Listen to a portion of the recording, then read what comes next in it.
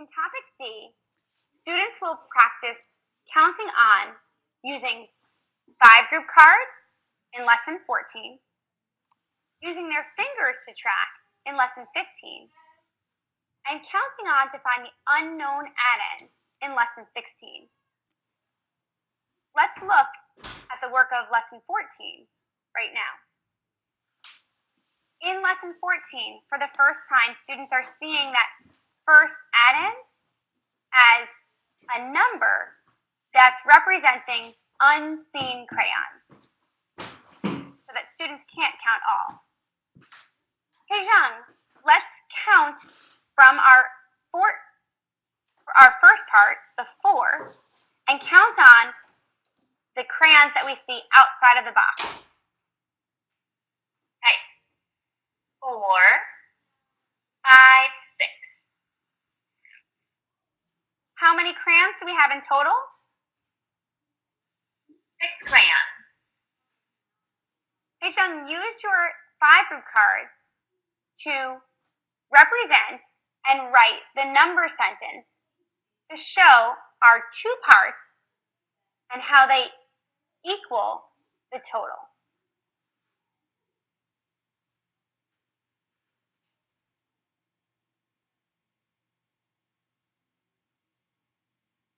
Let's turn over our 2 parts. Let's turn over our 2 parts to the dot side so that we can count on using our 5-group card. And together we would count on 4, 5, 6. At this point, I ask students to talk with a partner about how counting using the picture and touching our second addend, our second part, is similar or different. Compare with counting on using our 5-group cards. Students will have a chance to see that they can basically count on with their cards, and they don't need to have their picture to do it. So they'll practice again with this picture, and then they'll practice again with another picture. We have one in the template that has a package of hot dogs, and that's 6 hot dogs, and 2 more. And students will again count on in the picture, count on using their 5-group cards, and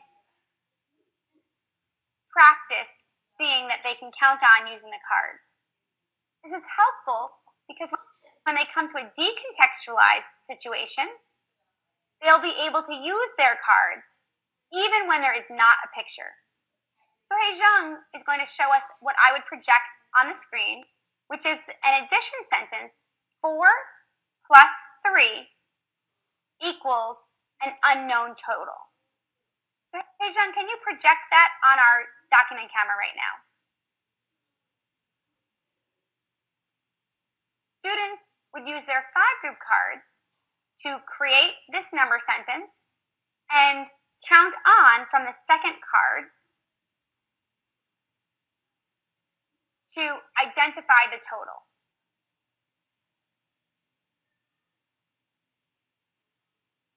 If students can only rely on pictures for counting on, then they would be unable to use that strategy when they come to a decontextualized number sentence, such as the one I would be projecting.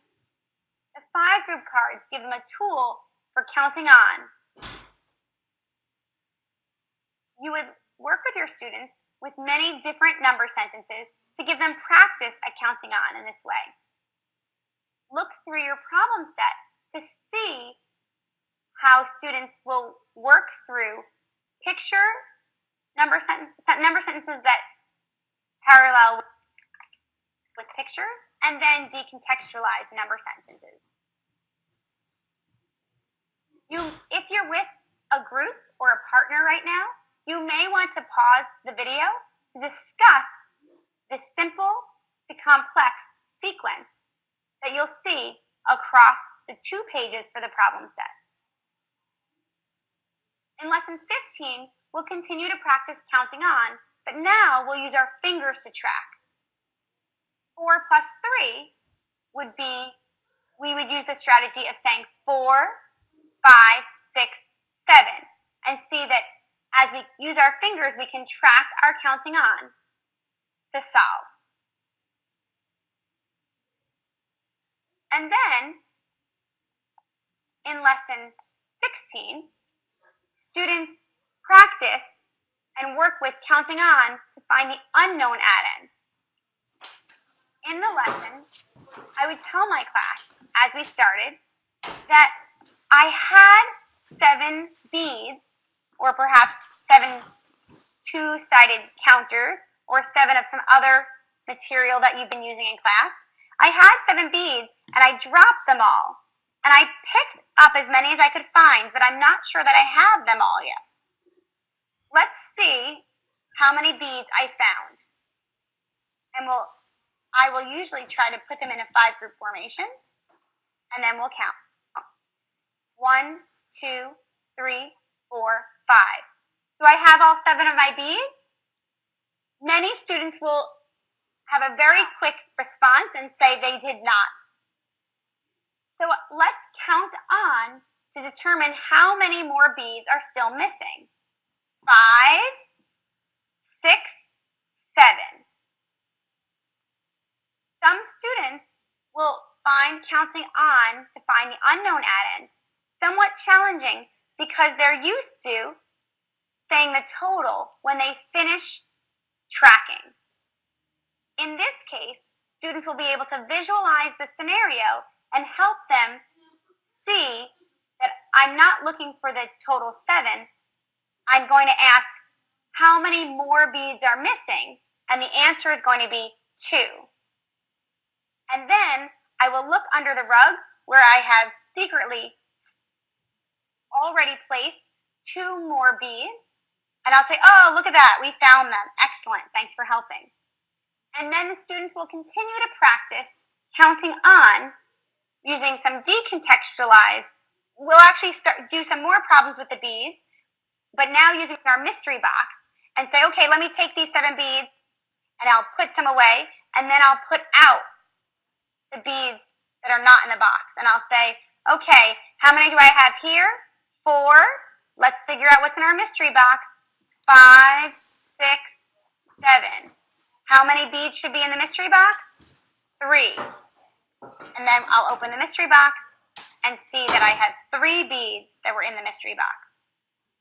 And together I'll work with my students until I feel comfortable that they can move on to the next level, which would be decontextualized number sentences, such as the ones on the slide, so that they can work with counting on to find the unknown add-in. Take some time now to pause the recording and look through these 3 lessons, noticing how the concepts build within the lesson as well as across the 3 lessons. Consider the questions on the slide as you do so. Now let's take a look at topic E, the commutative property of addition and the equal sign. On the slide, you'll see the materials that you'll be using during this time. Most are materials that you've already experienced, but you'll see there are true and false number sentence cards that can be found at the end of lesson 18. There are also expression cards and equal signs that you can find at the end of lesson 20.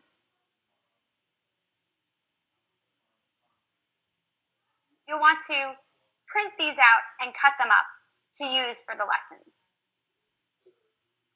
Let's get started looking at these topics. We're going to be starting with the equal sign. When we start this lesson, we'll tell students that we're going to play a game called Make It Equal. If students already have partners that they're using throughout the year, you'll have them sit next to each other, and you'll ask partner B to close their eyes and partner A to keep their eyes open. When only partner A has their eyes open, you'll show them this set of linking cubes and ask partner A to create the same stick you have here. When they're ready, they put it behind their back. Then you have partner B. Partner A closes their eyes. All of the students have their eyes closed now. And then you ask partner B to open their eyes. You ask partner B to make a stick that looks like this.